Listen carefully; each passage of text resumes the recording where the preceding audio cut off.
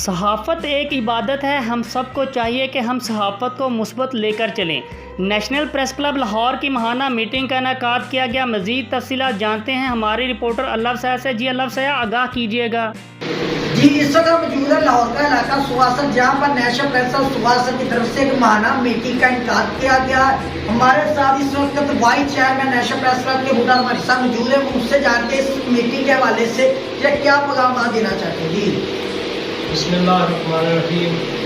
ماشاء اللہ national press club سواسر کے ممبران نے جڑا نا ماہانہ میٹنگ کی ہے، جڑا تمام علاقے کے جڑے مسائل نے نا ممبران نے اپنی اپنی رائے دیتی ہے تے اگے جڑا نا آنے والے وقت کے متعلق سوچا گیا کہ سانوں کی کرنا چاہیے۔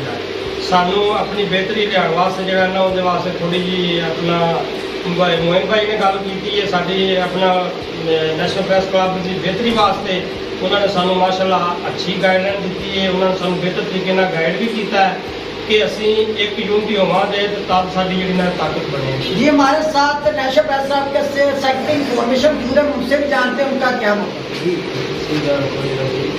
آج وہ ماہانہ میٹنگ ہوئی ہے، یہاں پہ اس میں جو ہمیں تفریح مسائل ہیں ان کے اوپر سمجھنے کی اور ڈاکٹر مالک صاحب نے اپنے خیالات کا اظہار کیا کہ ہم ایز اے صحافی یا as a national press club کے ممبر ہوتے ہوئے ہم اپنے سوسائٹی کے لیے کیا خدمات کا انجام دے سکتے ہیں۔